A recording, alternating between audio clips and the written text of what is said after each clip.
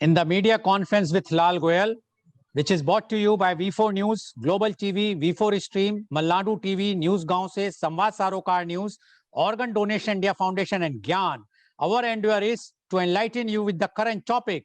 And today, our topic is Budget 2021 for Education. I am happy to inform you today one of our viewer, or rather he participated in our media conference also. He wrote a small Hindi poem on today's subject. His name is Mr. Paramatmanand Pandey. He is the founder and he's a farmer and a founder president of Utho Jago Foundation, Balia, UP. He's the feature editor of Navbharat. The small poem is शिक्षा की अवधारणा कहीं गई है डूब, भारत की सरकार का बजट बना है खूब, शहरों में डॉक्टर इंजीनियर बनते हैं शिक्षालय में, गांवों में शिक्षा तो अदृश्य है सरकारी विद्यालयों में. A government budget is a document prepared by the government presenting its anticipated tax revenues like inheritance tax, income tax, corporation tax, import taxes, etc., and proposed spending or expenditure on healthcare, education, defense, roads, state benefits, etc., for the coming financial year. In most parliamentary systems, the budget is presented to the lower house of the legislature and often require approval of the legislature. Through this budget, the government implements economic policies and realizes its program priorities. Once the budget is approved, the use of funds from individual chapters is in the hands of government, ministries, and other institutions. The practice of presenting budgets and fiscal policy to Parliament was initiated by Sir Robert Walpole in his position as Chancellor of the Exchequer in an attempt to restore the confidence of the public after the chaos unleashed by the collapse of the South Sea bubble in 1720. The Union Budget of India, also referred to as the Annual Financial Statement in Article 112 of the Constitution of India, is the annual budget of the Republic of India. The government presents it on the first day of February so that it could be materialized before the beginning of new financial year in April. Until 2016, it was presented on the last working day of February by the Finance Minister in Parliament. The budget, which is presented by means of the Finance Bill and the Appropriation Bill, has to be passed by Lok Sabha before it can come into effect on 1st April, the start of India's financial year. Since 1947, there have been a total of 73 annual budgets, 14 interim budgets, and 4 special budgets or mini budgets. The first Union Budget of Independent India was presented by R.K. Shanmukham Chetty on 26 November 1947. The Finance Minister, Ms. Nirmala Sitharaman, presented the Union Budget 2021-22 amid the COVID-19 pandemic to give an impetus to the COVID-hit economy. The COVID-19 pandemic has led to massive economic disruptions worldwide, while in India we have witnessed a flattening of the curve. While there is still a long way to go, but a ray of hope due to availability and distribution of vaccine has overcome the fear which prevailed in 2020. We are witnessing a strong, albeit slow and gradual opening of the economy. This year's budget has laid down a path for bringing the derailed economic activity and growth back on track. Fiscal deficit projected at 6.8% of GDP for 2021-22 BE, with intent to reach a fiscal deficit level below 4.5% of GDP by 2025-26 with a fairly steady decline over the period. The fiscal deficit in RE 2020-21 is pegged at 9.5% of GDP. Total expenditure is pegged at rupees 34,83,236 crores, up by 1% for financial year 22, whereas capital expenditure is set to see whooping rise by 34.5% and 26.2% over financial year 21B and financial year 21 RE respectively. Highlights of the budget 2021 for education. The Finance Minister said that NEP 2020 had received good reception before moving on to the following major announcements. 15,000 schools will be quantitatively strengthened to include all the components of NEP 2020. These schools will also mentor other schools in their region to achieve the standards envisioned by the new policy. 100 new Sainik schools will be set up with partnership with NGOs, private schools, and states. The FM had talked about setting up a higher education commission in Union Budget 2019-20. Legislation for it will be introduced this year. A central university will be set up in Leh to boost accessible higher education in Ladakh. 750 Eklavya model residential schools will be built in tribal areas. Unit cost of each schools will be raised from rupees 20 crores to rupees 38 crores. While for hilly areas, this will be raised to rupees 48 crores. This step aims at creating a robust infrastructure facility for tribal students. For the welfare of 4 crore scheduled caste students, the post-matric scholarship scheme will be revamped. Rupees 35,219 crore will be spent over a span of 6 years, that is till 2025-26. The National Apprenticeship Training Scheme, an initiative launched in 2016, will be amended to amplify apprenticeship opportunities for youth. Rupees 3,000 crore will be spent on the Apprenticeship Act to provide post-education apprenticeship training to engineering graduates and diploma holders. Finance Minister Sitharaman also highlighted a couple international collaborations, an initiative with the UAE to benchmark skilled qualifications, assessment and certifications, accompanied by the deployment of certified workforce, a collaborative inter-training program between India and Japan to facilitate the transfer of Japanese industrial and vocational skills, techniques and knowledge. This is being planned for other countries too. On school education level, funds for Kendriya Vidyalaya have risen from rupees 5,516 crores to rupees 6,800 crores. Allocation for midday meal schemes and Navodaya Vidyalayas have been increased by rupees 500 crore each. The flip side of budget 2021. The Education Ministry will receive rupees 93,224.31 crores in 2021-22, which is rupees 6,086.89 crores less than the previous year. Budget for Samagra Shiksha Abhiyan, an essential scheme to provide quality education to all school goers, has been brought down to rupees 31,050.16 crore from rupees 38,750 crores. Contrary to NEP's proposal to boost a fund for gender inclusion, budget for national scheme for incentive to girls for secondary education has been slashed by rupees 100 crores. Need for digital infrastructure. The need for online learning saw a sudden and rapid surge as schools, colleges and coaching institutes had to remain shut for most of 2020 due to COVID-19 lockdowns. Teachers and students in urban areas quickly adapted to this change, but majority of students who resides in rural India struggles with the problems like poor internet connectivity, power cuts, and absence of laptops or phones. Majority of government schools do not have internet connectivity, so learning halted completely for several children. For these children to even have a chance to compete with their counterparts from cities, digital resources have to be made available at subsidized rate as soon as possible. The pandemic has pushed many families into poverty, so more children are expected to turn up in government schools this year. Hence, today it is the nation's responsibility to spend more on infrastructure, training of teachers, and qualitative learning. Even the United Nations Secretary General has warned of an education catastrophe worldwide, despite many countries having prioritized education in their handling of the pandemic. But in India, schools have been closed for a year now. Millions have not had access to remote learning. Schools have not been begun to prepare for the return of children, or the many that may not teachers. Teachers are in short supply and not trained to handle remote teaching, or the diversity that they will encounter when schools do open. The psychosocial impact and the nutritional impact are yet to be determined, but from all accounts are likely to be huge and long lasting.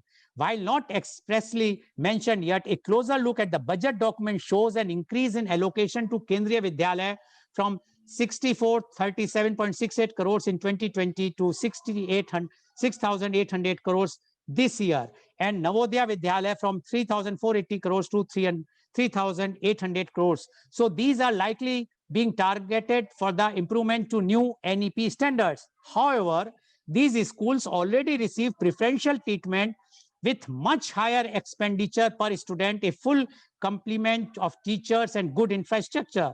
It is the lacks of other schools that require the extra support. But what is offered them is hand-holding by the favored schools to help come up to standard. One is hard-pressed to fathom the rationale here. On the other hand, the finance minister has chosen to add 100 Sainik schools, but these two with private and NGO support.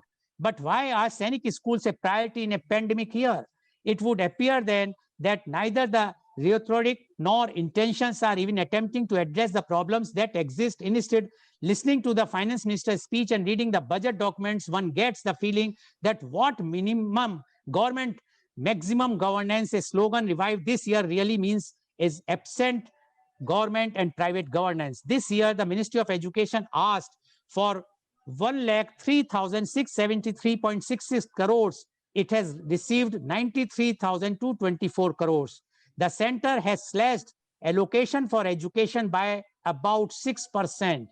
Education Ministry official termed the cut rationalization on account of the COVID-19 exigencies and said the allocation must be viewed vis-a-vis the revised budget estimates instead. Moreover, they said the budget cut will not impact higher education institutions as much as they will now get funding directly from the National Research Foundation instead of the ministry's budget.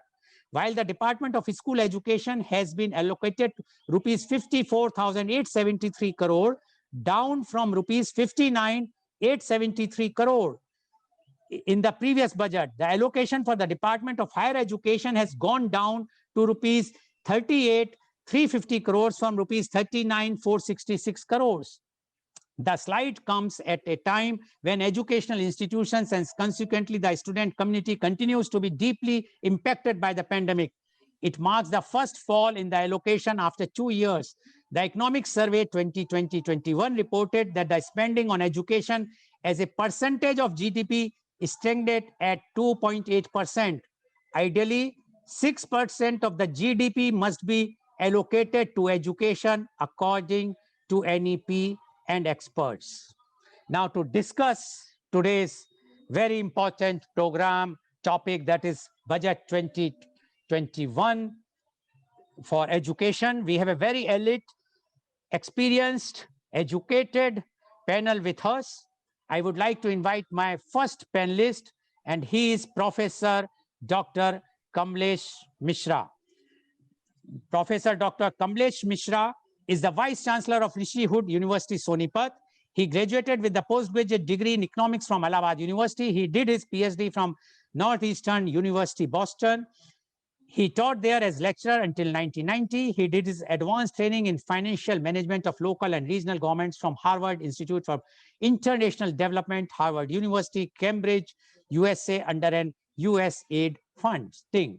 He served as an economist at the Center for Social and Urban Research, Pittsburgh University from 1990 to 94. Thereafter, he returned to India to join as HDFC Associate Professor at the National Institute of Public Finance and Policy, New Delhi. As member of the NIPFP team, he was the technical advisor to the first Punjab State Finance Commission. Professor Mishra served as the Director of Institute for Integrated Learning in Management, New Delhi from 1996 to March 2000.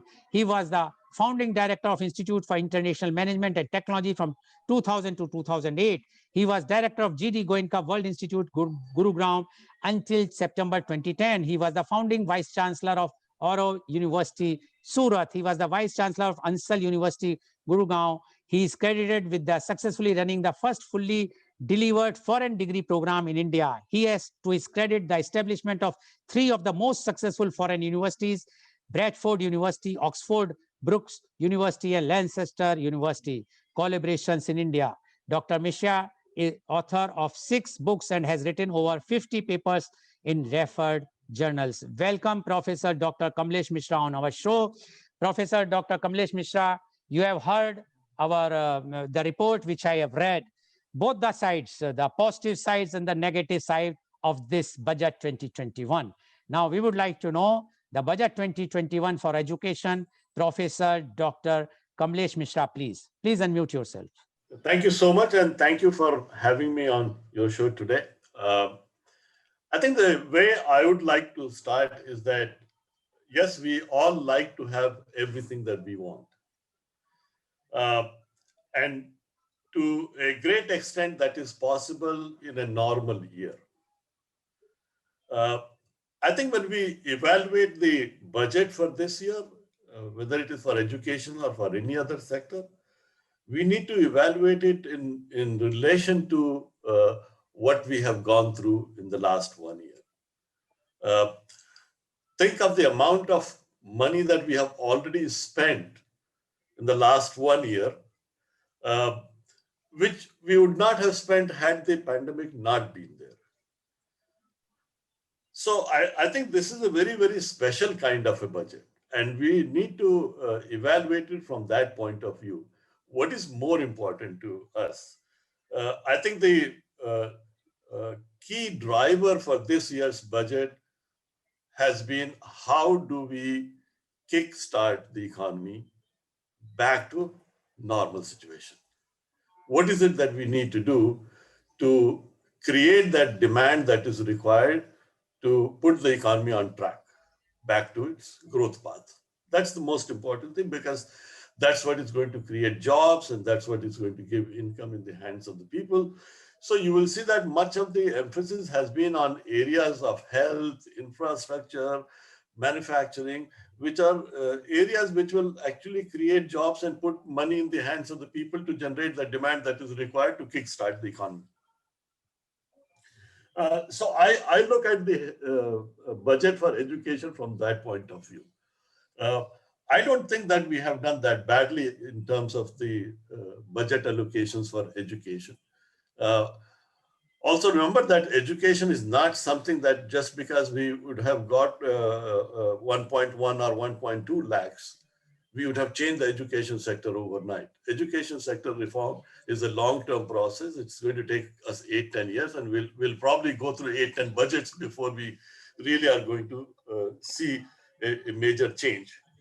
Uh, I look at it in a very positive way because what the budget has emphasized is on the thrust on the new education policy and how the budget gets integrated into the new education policy, and that's the work that is more important for us uh, in this year's budget, and I think that's a good start. Yes, we are focusing on creating a new university. We are creating these schools.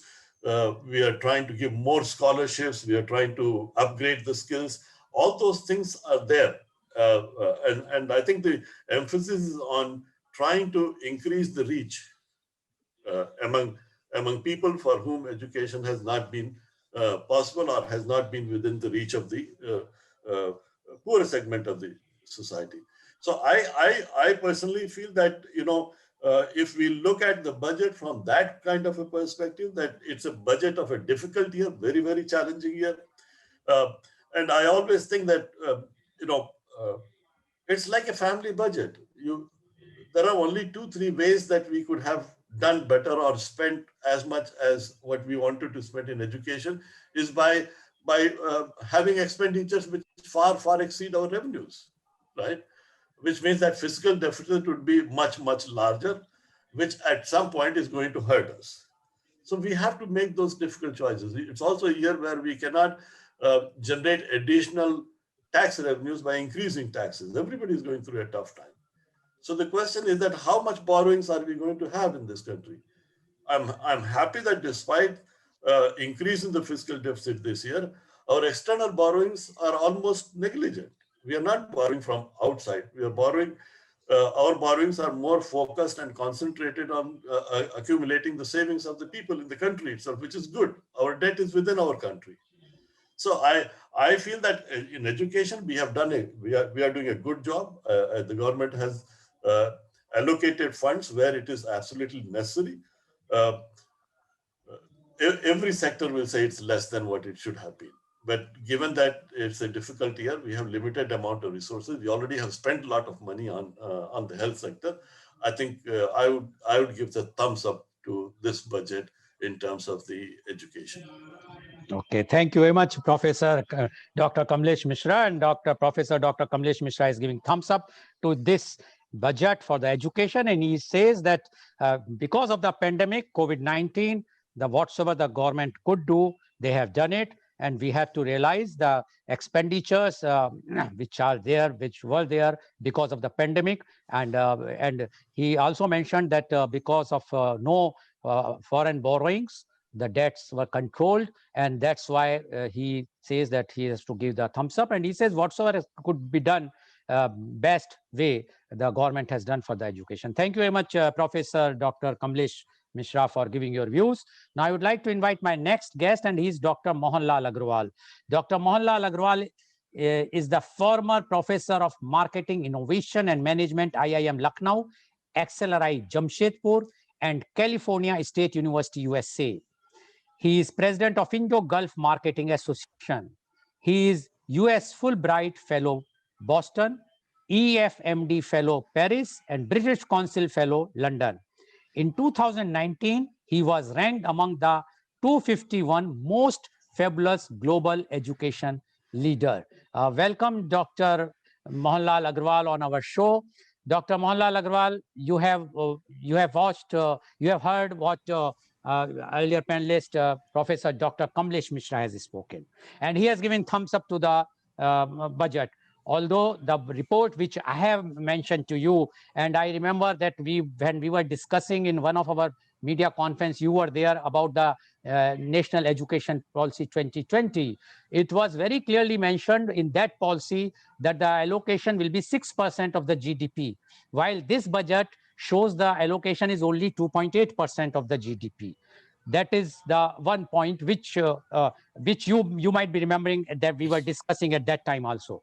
So now we would like to know from you the budget 2021 for education. Dr. Mohanlal Agrawal, please. Thank you very much, Mr. Goel. And when Dr. Mishra said that this thumbs up, actually it was 2 thumbs up, because I also would like to support and endorse each and every point that he has made about the approach of the budget towards education.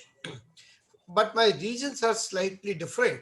Of course, those reasons which he mentioned are equally relevant, but I would like to provide additional reasoning why I also would like to give a thumbs up to this particular budget and the approach that they have given as far as education is concerned. You see, whenever there is a resource crunch, any organization, and government is an organization, has one of the two choices. In the I would say language of a war, there are two approaches any company can use. One is called carpet bombing, and the second is called daisy cutter bombing. Carpet bombing is that you are bombing everything that is there without realizing which one will give you the maximum impact, or as a result, the collateral damage is much, much more when you do carpet bombing, like what US did in the case of Gulf War I in the early 90s. The second one is what is called a daisy cutter bombing, where you pick up certain areas which have got major impact or major need, and then you attack those areas. It is almost like you could say limited nuclear attack on those terrorist hideouts, or those control and command areas of the enemy position, which will give you the highest amount of impact or debilitate the strength of the enemy. I think this government has done exactly the second one. And that's why I would like to agree with that. So even though it is a very difficult year, even though it is not a benchmark, as Dr. Mishra absolutely correctly said, that this is not a benchmark, this is not a normal year, and what government has done is what we do in our family. But our family also does something different. And that particular family is that where, even though we are reducing the expenditure allocation of funds, where we can do even with that particular money itself. So therefore, from an allocation point of view, I'm not at all dissatisfied. I'm not at all disappointed, and I'm not going to say anything negative to the government. But probably I would like to say that from the war technology that I mentioned, the areas should have been picked a little bit differently. A little bit differently means that there are certain areas where more allocation could have been given. I'll come back to that in a minute. But first, let's praise the government that it has gone to the areas like the tribal areas, that where these eklavya kind of residential schools have been opened. For me, very very important that our those brothers and sisters, our those children who do not have any kind of attention from private entrepreneurs, government has given that kind of thing to them. So therefore, I would again give thumbs up to the government from that point of view. I also believe that excellence is the name of the game whenever there is adversity. And therefore, again, identification of these 15,000 schools as model schools is an excellent step in the right direction.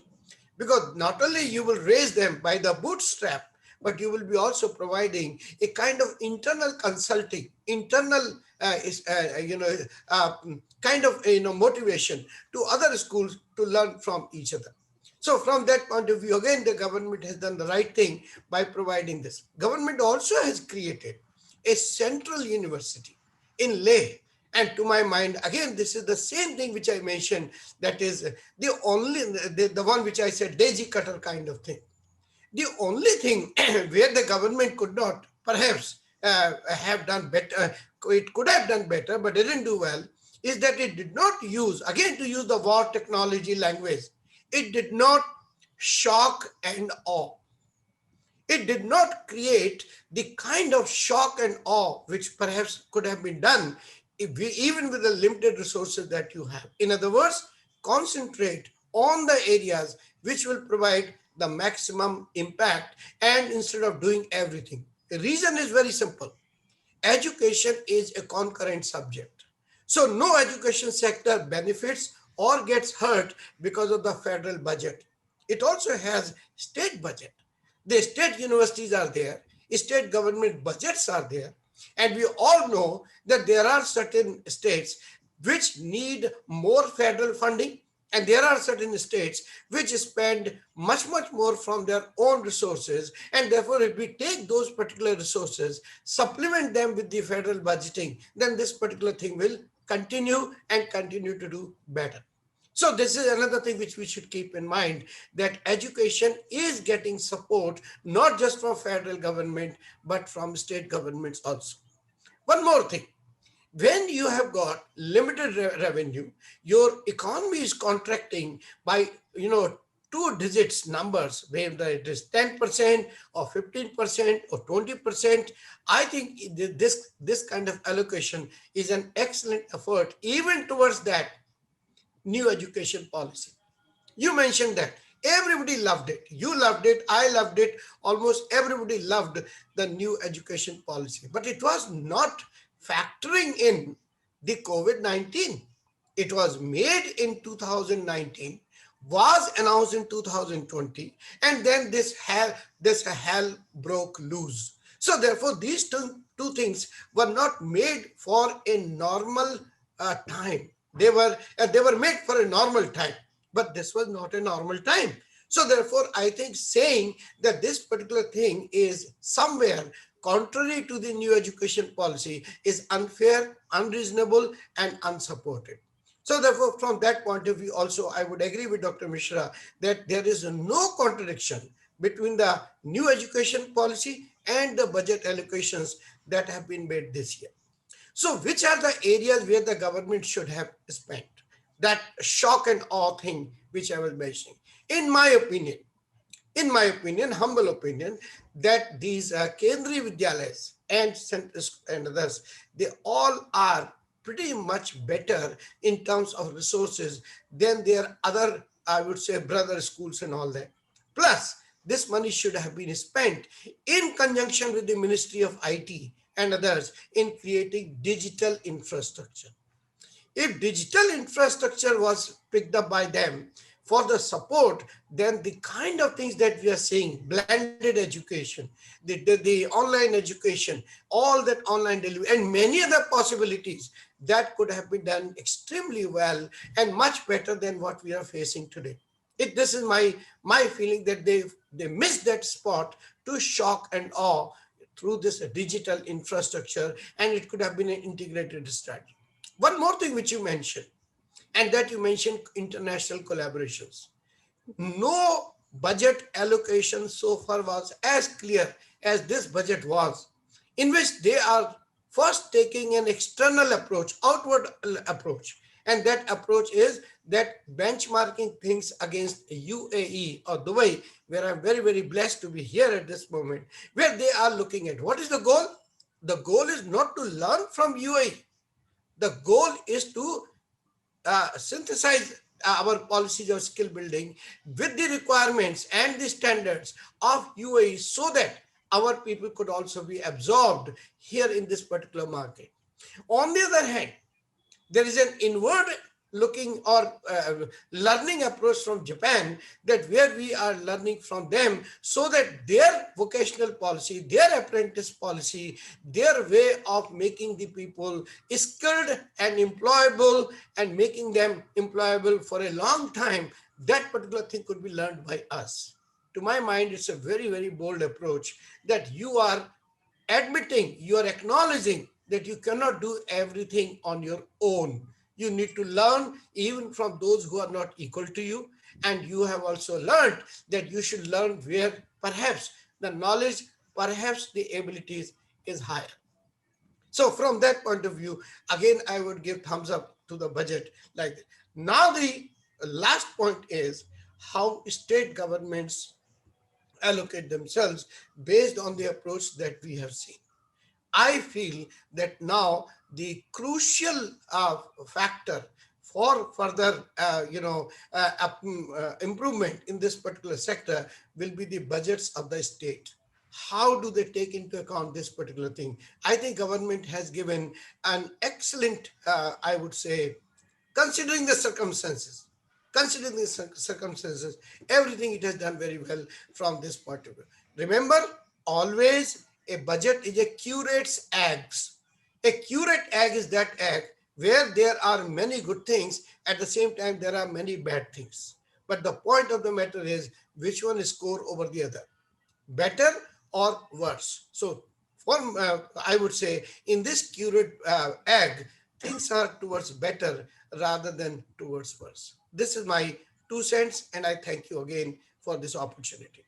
Thank you very much, Dr. Mohanlal Agrawal. And Dr. Mohanlal Agrawal also gave 2 thumbs up. And he says now it has 2 thumbs up because Professor Dr. Mishra is also giving a thumbs up. And he says, I am also giving thumbs up. And he has given lots of reasons for this, which he has explained in detail. I need not to go in detail. But definitely in the next round, when I will be asking questions, definitely I am going to ask the questions, what he has spoken, whether what he says, whether they are in actually it's going to happen or not. Anyway, we will discuss this in the next round. Now I would like to invite my next guest, and he is Professor Dr. Omen Memon.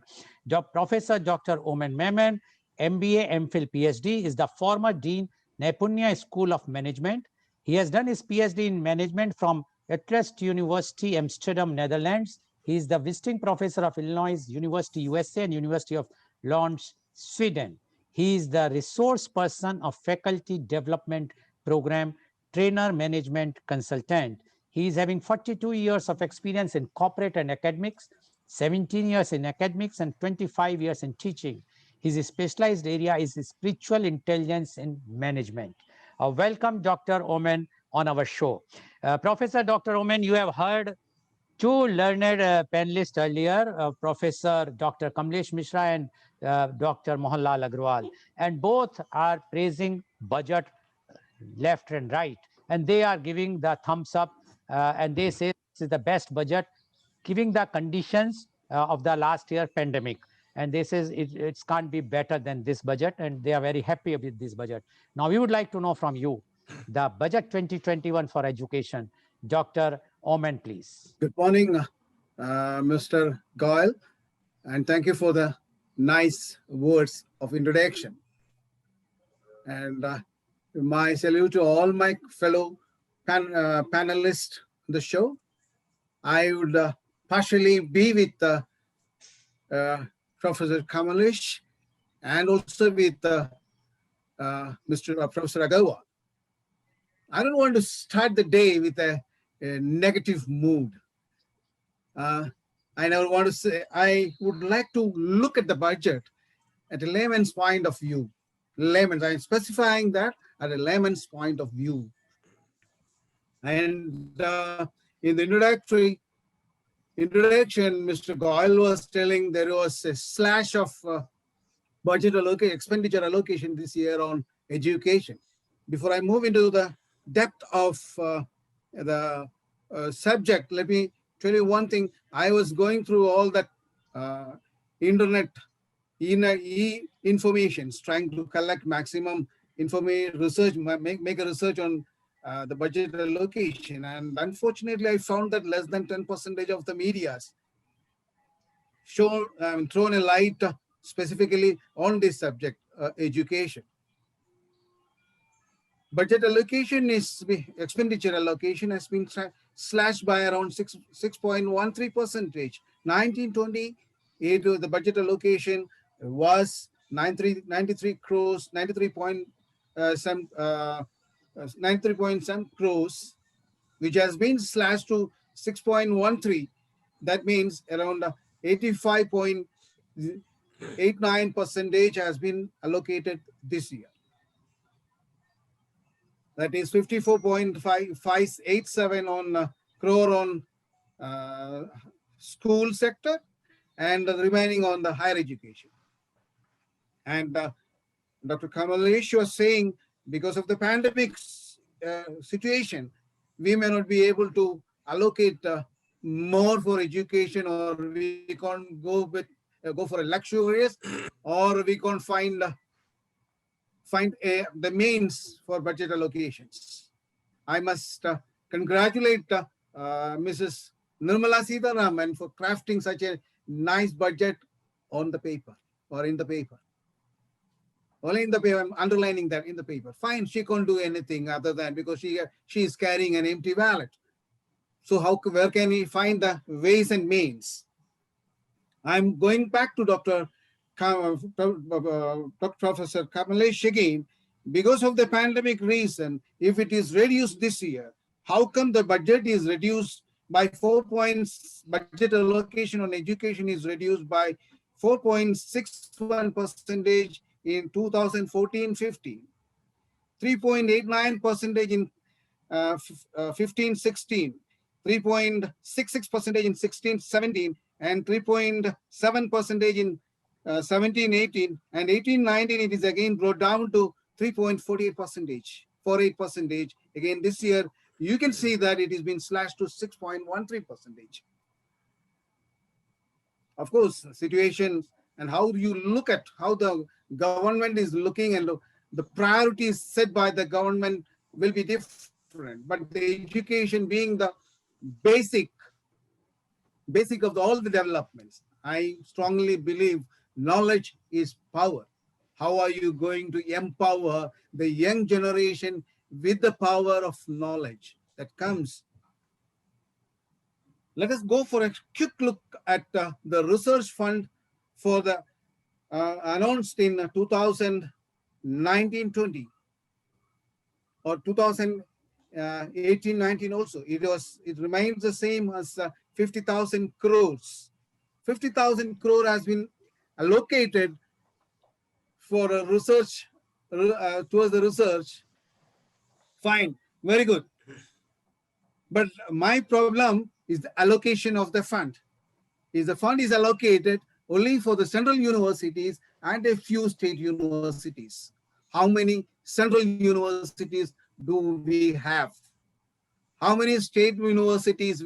We have so many. We have around 600 plus universities in the country, including state and to be deemed universities. But when you divide this 50,000 crore towards the research among few selected state universities and the central universities, what will be the share of each university towards the research?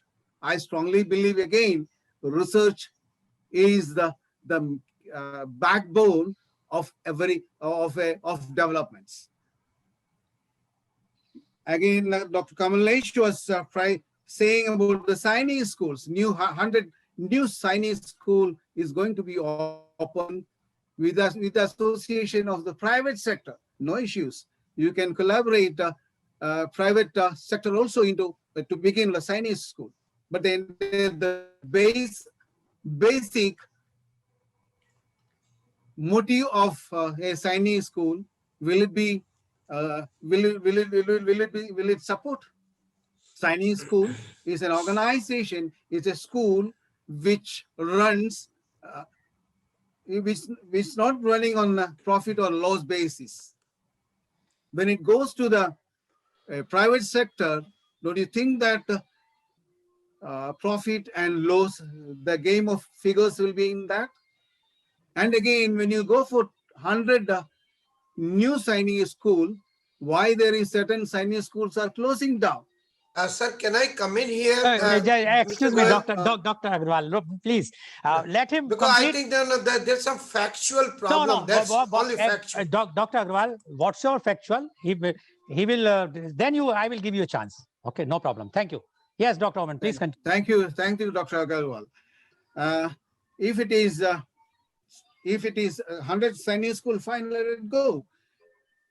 There is one difference I must place here. We have two kind of school, Chinese school and military schools. Of course, the military schools are supported by with a few. We have a couple of, I think around 6 military schools in the country run by private sector, and Chinese school all by public or the government only. I was about to tell you two schools are on the verge of closure. One school already, that's the only thing, fact I know, it is already notice is given. Trivandrum, Karakutam Chinese School. Last year itself, the Chinese school, the closure notice is given, already issued. Then why 100 Chinese school? What is going to be the fate of other Chinese school? What is happening with those Chinese school? I don't know. I don't have any clarity on that. And 15,000 schools, fine. And they said the principle is that they will be supporting other schools. The modus operandi is not exactly given in that. It's a fact. Good. At least we start with 15,000 schools. Then national digital education and education architecture to support teaching and learning activities. For the last 1 year, our students are on online learning and teaching only. There lies a major problem. How do the government or the federal government support their teachers? My knowledge, the teachers are not supported. Support in the sense of financial support. If the teacher need to be online for continuously for a day, what will be his investment on the data he need to spend to teach his students? That's a major question. And the investment of the students to have the data. When a larger number of our population is below poverty line, how can they? So this national digital education, I feel the details of that is not given. So I feel it should be given more concentration on supporting the teachers and the students who are running short of the funds. And more than that, I think we should make a policy that the digital, there's a main support architecture and archivizing. Why don't our central university digitalize their entire library and share with other universities and colleges? Why can't we concentrate on that so that the benefits of such large stock libraries can be enjoyed even by the students from poverty line, below poverty line also, or those who don't have such library facilities? So priority is to be given to that kind of setting up those kind of libraries, digital libraries. And And I feel the budget never mentioned anything about the gender inclusion fund promised in national education policy. 2019-20, they have announced 110 crore, which has been slashed considerably. The gender inclusion fund of the national education policy. And one more thing, I close it with my last point. In the 39th General Conference of UNESCO SDG 4, Education 2030, it is presented that 15 to 20% of the expenditure of education, budget allocation will be 15 to 20% by 2030. How is it possible when you have a regular slash on your, for the last 6 years, that's what happening. The slash is happening. How come it can happen in 2013 with the 15 to 20% slash, 15 to 20% of budget expenditure, not the slash allocation, budget expenditure allocation, I mean. I don't have much to say. I don't want to make a thumbs up. I don't want to neither make a thumbs down also. I close, let me conclude with a small part from the Julius Caesar. I am not here to praise Caesar, but to bury him. Don't think that I am here to bury the interest of the government. Definitely it is not. I am with the government because we are going through a pandemic, very bad situation. We have to support the government. So I am supporting. I am along with all other citizens of this country with the government. So I am also with the government. With all the lacunas pointing out these other things, maybe as Professor Agarwal said, some factual errors, maybe there could be some factual errors because I gathered my information, certain areas which could be wrong. I accept it. At the same time, I want to stand with my arguments with my arguments. Thank you very much. Thank you very much, Professor Dr. Oman. Yes, Professor Dr. Agarwal, if you have any point, just for a minute you can make. Otherwise, I will take you in the next round when I will be coming to you. Okay, the next round. No, you are mute, so we can't hear you. Please unmute yourself. Yeah, I'll just make one factual correction. Yeah. About the Sainik school when he mentioned that it is going to the private sector. Actually, that is not correct. It is going to the NGOs. No, social sector. No, Dr. Agarwal, again, I will correct it. It is written private sector as well as NGO.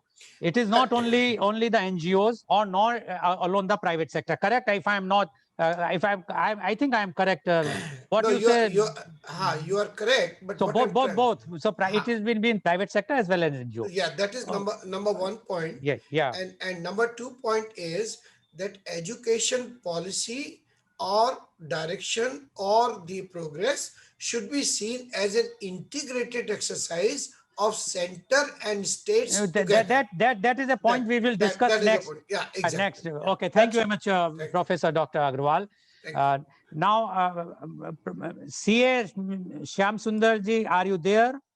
CA Shyam Sundar, are you there? We can't see you. If you are there, please switch on your video. Yes. Okay, you are there. Please turn your mobile in a horizontal position. Just turn it. Yes, please. Good. So,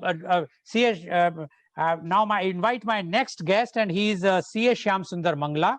CA Shyam Sundar Mangla is a chartered accountant and senior partner of Shyam Sundar Mangla and Company LLP. He is the former vice chairman ICAI Faridabad. He did chartered accountancy in 1989. His Shyam Sundar Mangla and Company LLP is having offices at Faridabad, Delhi, and Gurugram. He is officiating on various forms of Agrawal Samaj. Welcome, CA Shyam Sundar Mangla on our show.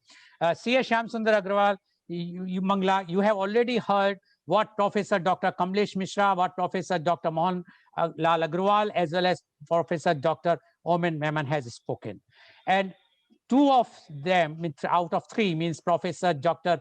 Kamlesh Mishra as well as Professor Dr. Mohan Agrawal has given thumbs up on the budget. We are talking only for the education budget for 2021 for education. While Professor Dr. Oman has not given thumbs up.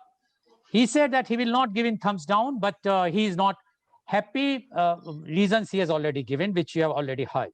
Now, being a CA, because these three are educationists, they are learned people, but you being a CA who knows about the figures more than anyone else, you know the figures, even jugglery of figures also you know very well, how the budgets have been made in the entire year for many years, how the company whitewashed their balance sheets, and how the government is also doing the whitewashing of the budgets for several years. I'm not blaming this year, for many, many years, which even eminent jurist Nani Palkiwala has also pointed out many times, that how the finance minister has done the jugglery and whitewash his budget at that time. I'm not using her because the budget generally was presented by him only, those persons, male only. So now we would like to know from you, the budget 2021 for education. CA Shyam Sundar Mangla, please. First of all, I thank Mr. Lal for giving this opportunity, and also to my senior advocate, Sri Ramesh Sharmaji, for giving this opportunity to me. First, I will say our Honorable Finance Minister have explained the 6 pillars of the Atmanirbhar. And this is the 4th pillar, that is the human capital. In this, presently, the need of the hours is to skill, upskill, and reskill not just professionals. In the budget, no doubt, it is a allocation less than the previous, that is 6% down. In the 93 to 4, the ministry has requested for 103 lakhs crores. But in this, we can see that they have, we see the previous data of the schools, and 15 lakh schools are there. These are the 3 times of the China. And in these are in all schools, 40% of the schools are not viable. Having the less than 50 students and having 2 or 3 teachers. Now they have allocated 15,000 schools to the districts, to 935 districts are there in India. Average, you say 16 schools per district, it will be allocated for the education. We see there is a national education policy in which we are setting up the Higher Education Commission of India. And somewhere we are going to give the legislation for this in this year also, so that it is just like an umbrella to control the University Grant Commission and also the All India Council for Technical Education, because there is no control directly on these 2 universities, 2 administrations, you can say. Now they are trying for that. Even also there is a National Research Foundation having the outlay of 50,000 crores, in which every year there will be an average allocation. They have also collaborated UAE and Japan for rural and also the rural school strength. There is a education policy in which there is a replacement of 10+2 structure to 5+3+3+4 to upgrade the Indian education system. There is also, they are creating the 9 clusters for the education. This will bring synergy and further strength the education sector in this. There is also a 1-person company they are creating for the students. There will where there will be no capital to need the entrepreneur start. This is also part of the students, especially for the students who have graduated recently. Unke liye, because it is a OPC companies, which is a very new technique which is required. Then also in the income tax also, they have created for developing the private public partnership, 1 to 5 crores. They have increased the limit for the NGOs for the education sector in the income tax section 1020C, 23C, where there was only a 1 crore limit for the gross incomes to registered with the 12A section in the income tax. Now they have increased that 1 crore to 5 crores to develop the education in every area through the help of the private sectors. There is so big chance given.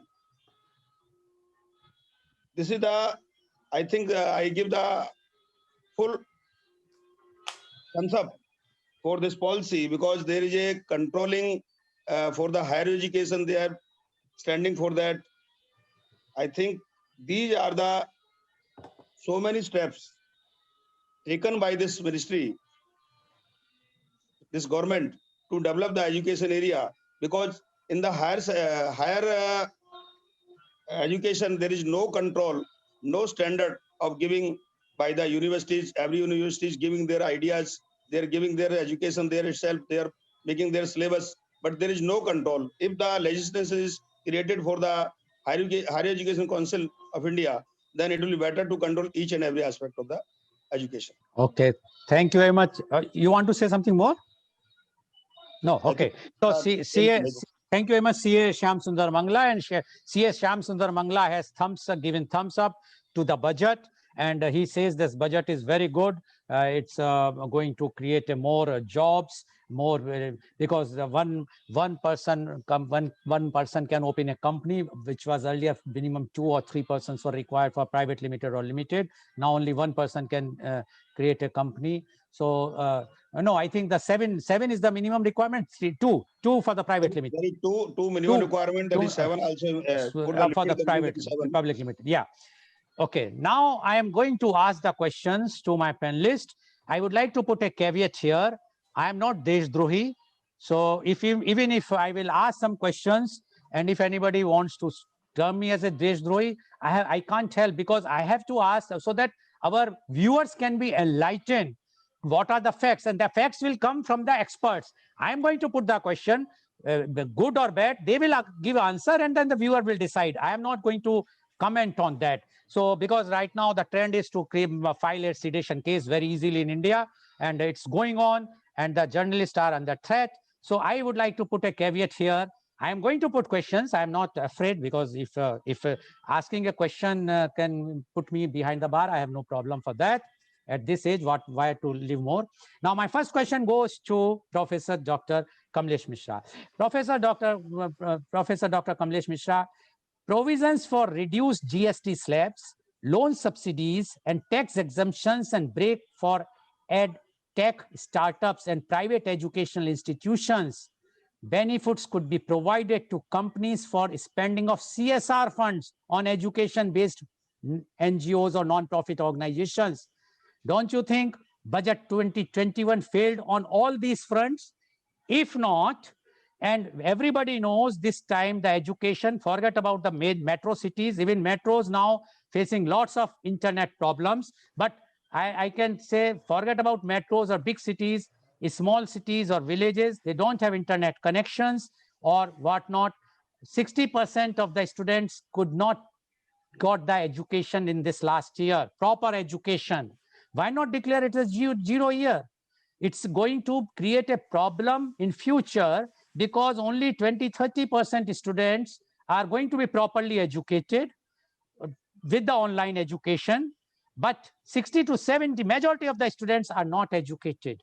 This fact everybody knows, but nobody wants to speak on the front of the camera. But I am asking you, either you give all these, because what is happening today, all the private colleges and universities are crying very badly because they are not getting proper admissions.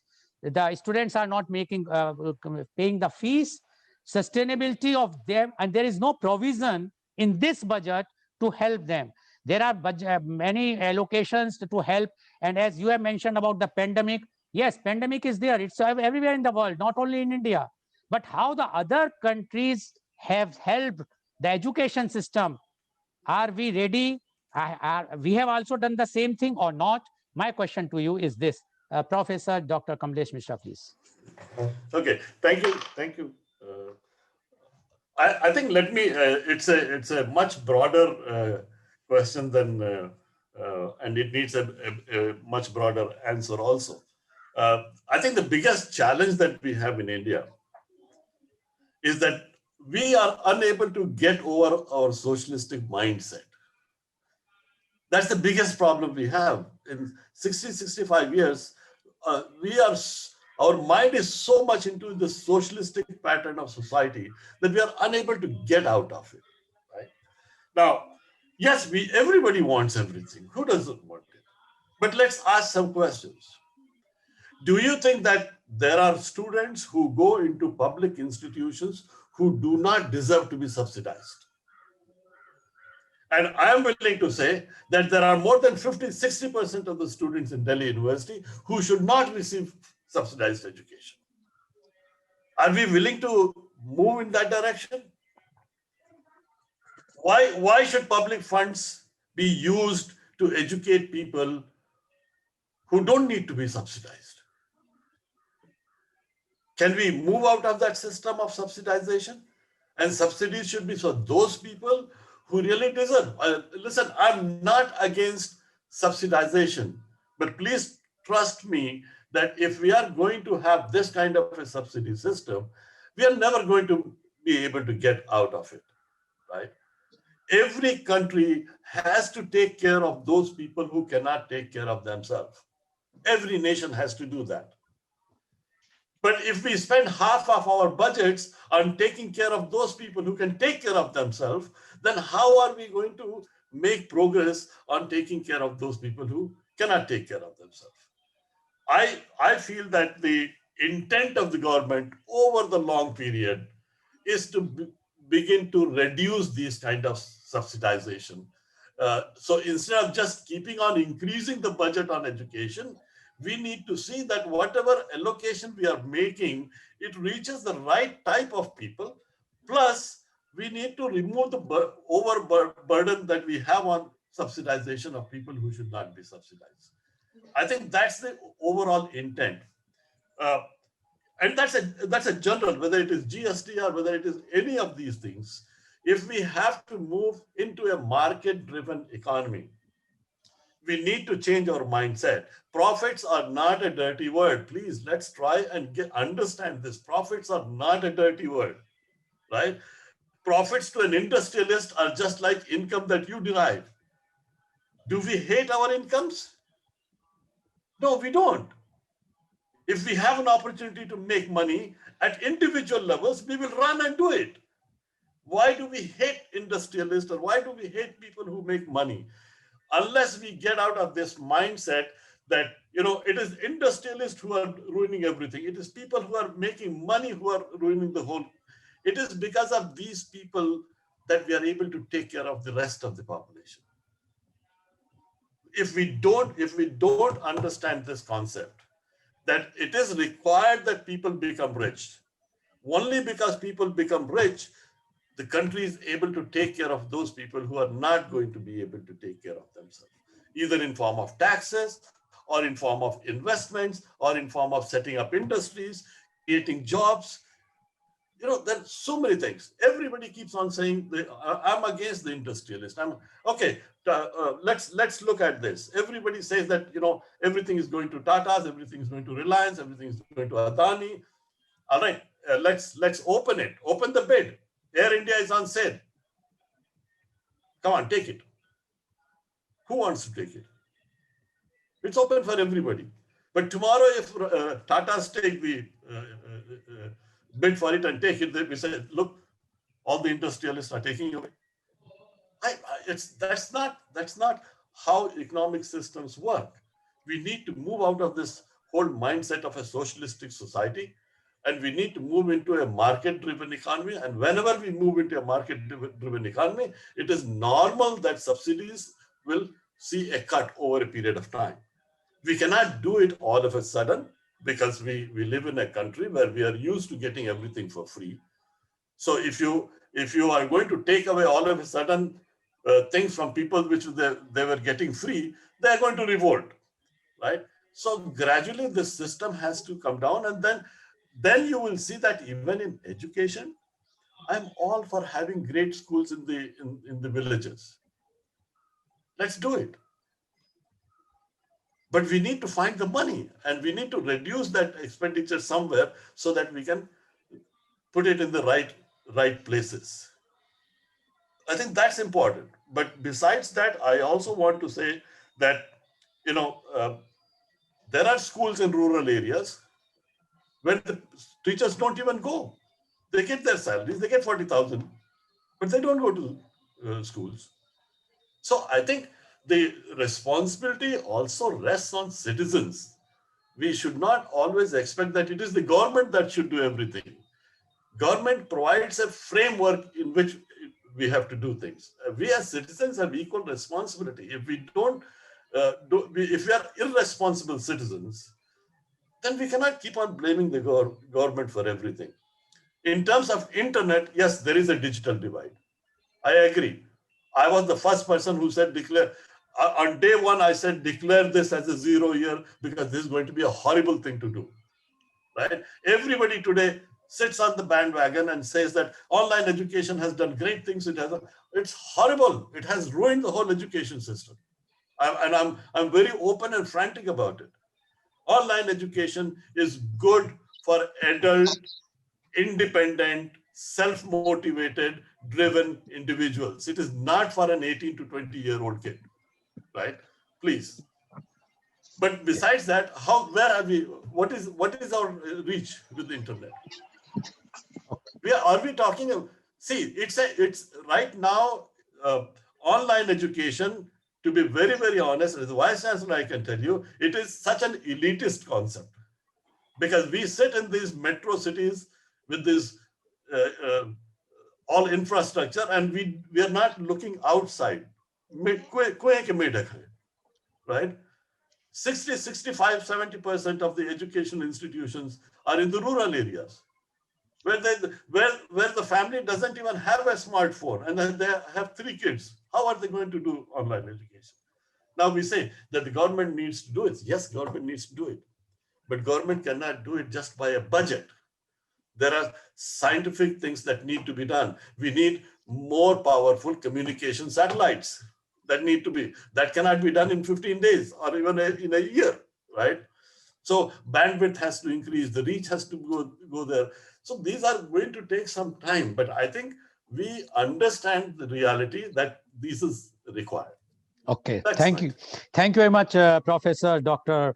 Kamlesh Mishra. And to 2 points, I would like to just want your expert opinion.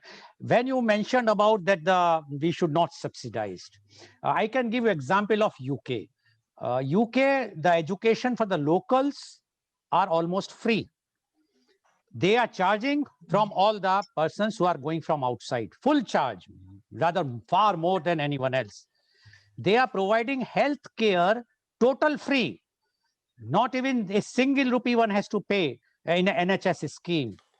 They are a capitalist country. They are not a socialist country. They have given money during this pandemic to all those who are not been able to provide the salary. The government foot up the bill. So it is the responsibility of the government. Now you mentioned about the satellite and all those infrastructure and citizens' responsibility.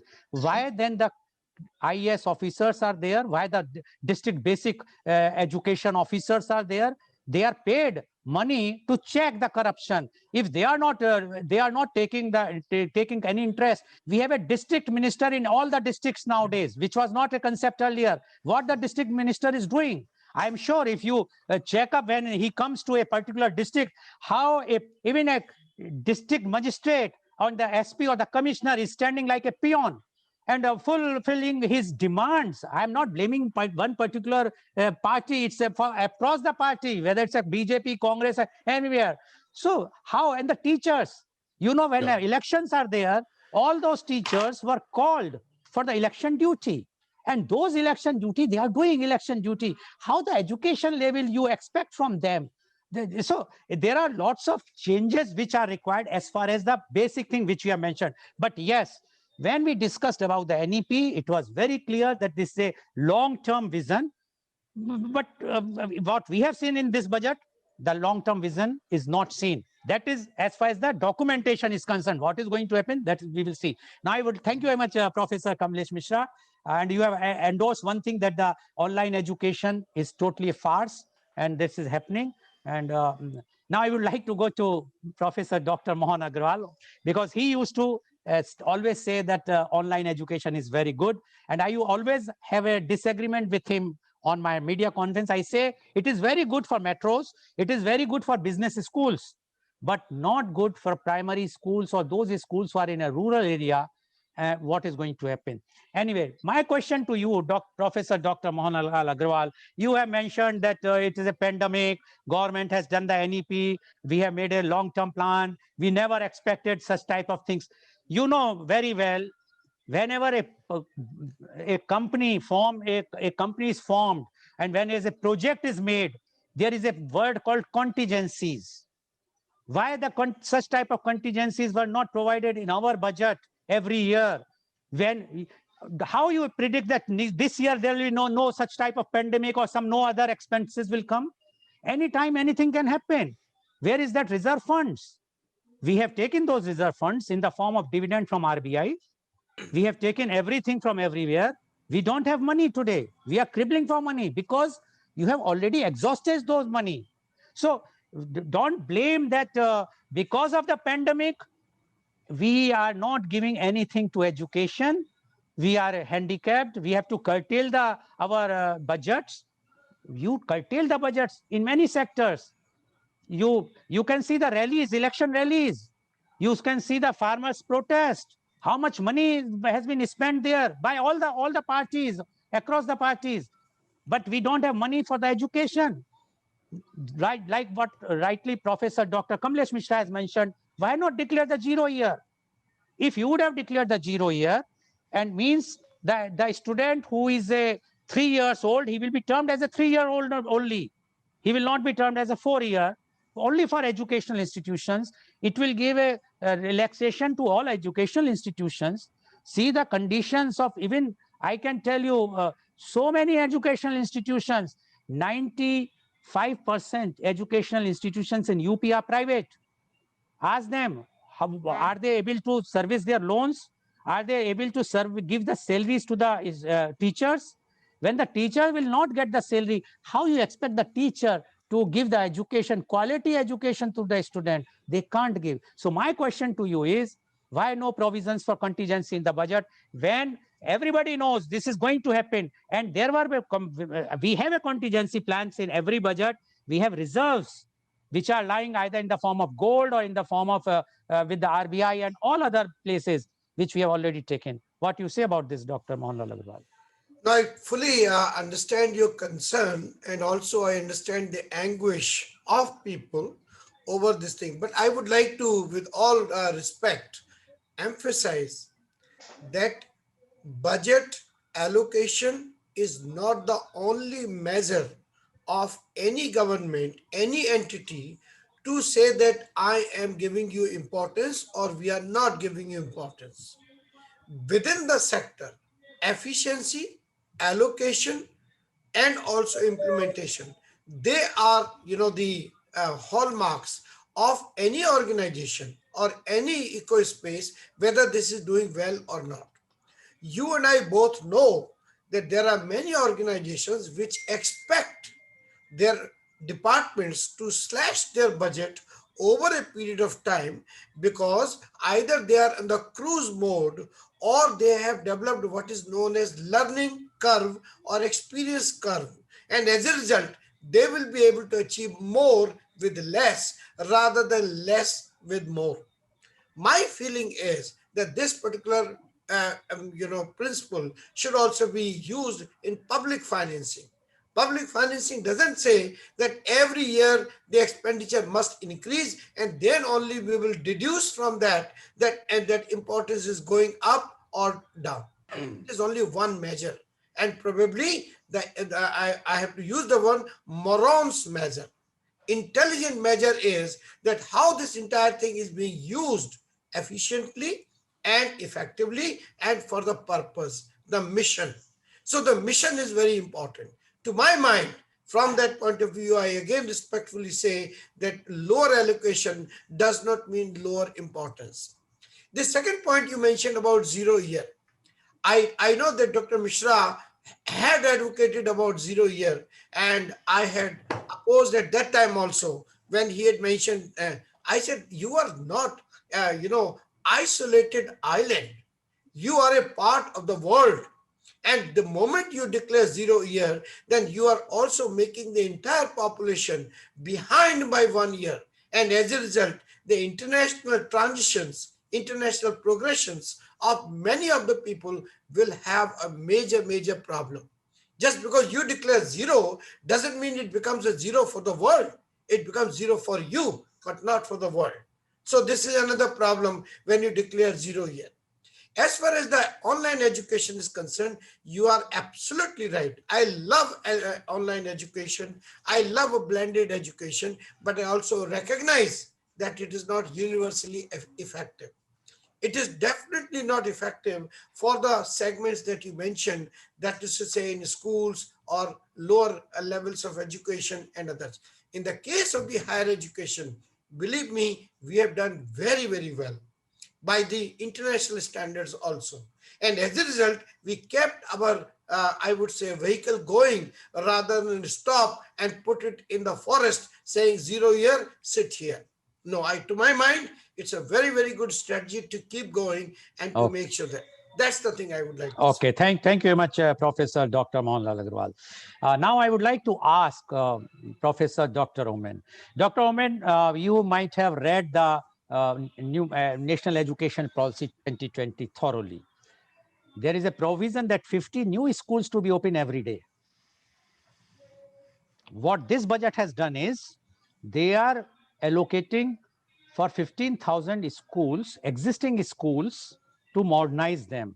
There is no provision for opening the new schools, number one. Number two, the National Education Policy came when it came somewhere in July 2020, if I'm not mistaken, Professor Dr. Omen.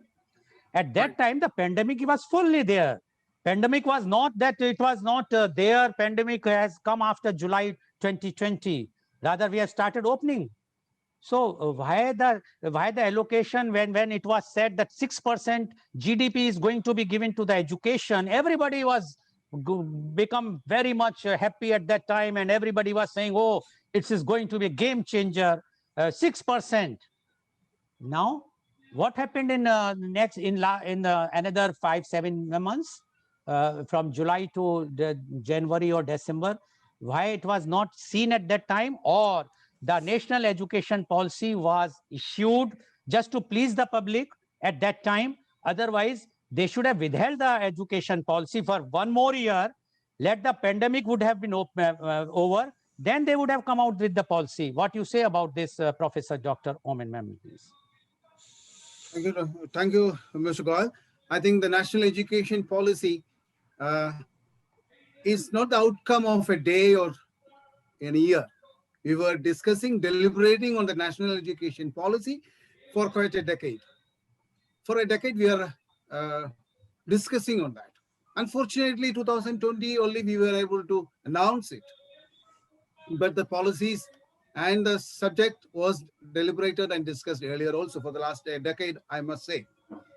And you were talking about the 15,000 schools to be strengthened. That is the problem. Only 15,000 schools are getting strengthened. What is happening? Do we have only 15,000 schools? The 15,000 schools are in and around the urban area. What are you going around going to do about schools in the rural areas, the tribal area? You said the 750 new tribal Ekalavya schools are going to be started. Only 750. That's my question. Okay, I would like to have an addendum also. I am supporting Professor Kamalesh, as he was telling, we should go from public to the private, or public the socialist to the private sector. Definitely we have to, but we have to demark the areas where we have to. Okay, they're coming out with, as per the new education policy, they're coming out with higher education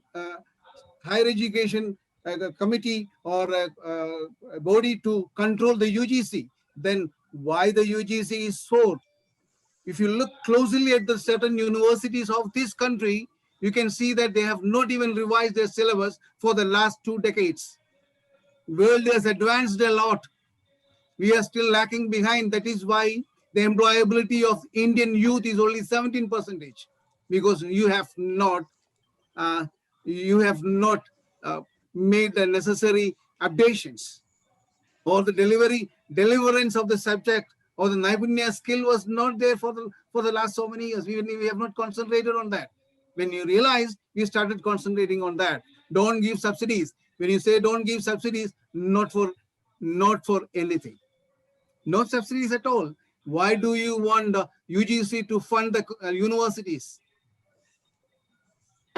I think one of our panelists was with the University of Lancashire. How do they function? From the research projects and admissions, they bring in money. How many research projects we do have in our universities? Are we going towards that research methodology, research workshop, research process? How many research patents we got for the last 10 years? You can count it on your fingers.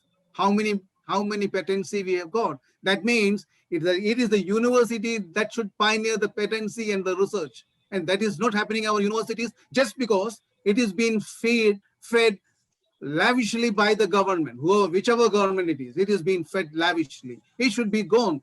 Universities should have the freedom to decide their syllabus, should have the freedom to decide on their salary structure, should have the freedom to take decisions on every aspect of the university. It is not to be taken by a bureaucrat.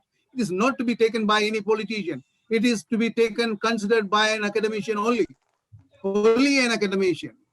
It is not like that. And again, I want to come back to Professor Agarwal. He was talking about that. I'm sorry, it is out of the question.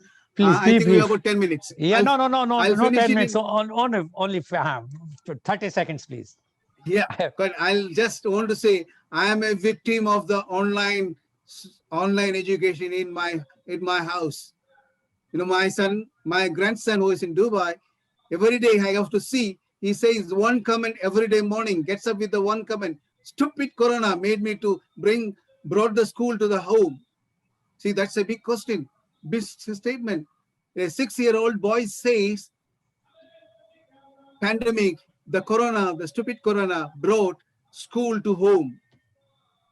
That gives the answer for everything. Okay, Thank you very much, Professor Dr. Omen. Now I would like to ask CA Mangla, CA Samsundar Mangla, why we require this budget?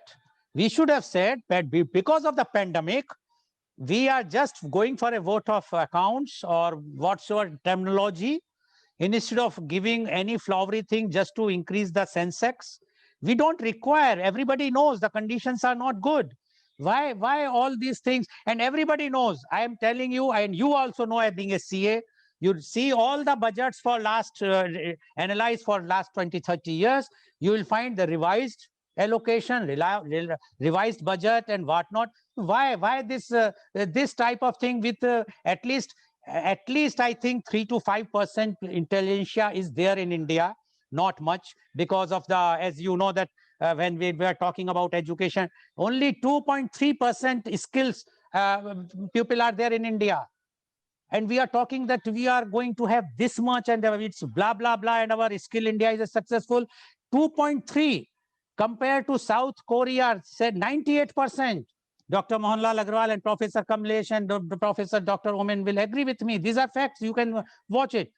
And 2.3 skill, how we are going to put until less you will not do the surgery, this money will go waste. See, try to understand. You are giving homeopathy pills to a patient who requires surgery. You require a surgery, put in so much money, then only we can compete, come out for the good education, quality education. Forget about whether it is subsidized or no subsidized. But the research, these are the facts. My question to you is, instead of wasting money on education, if we would have declared 0 year and save the money, put it in the health sector or wherever we want it, which are more priorities than education, we would have saved the money. What do you say about this, CA Mangla? The education in our India is the collaboration of private and partners, government partners. You know very well. Hello. Yeah, we are listening. Go ahead. Yes. You know very well. In the university also, there also a private participation. In the schools, colleges, there is also a private participation.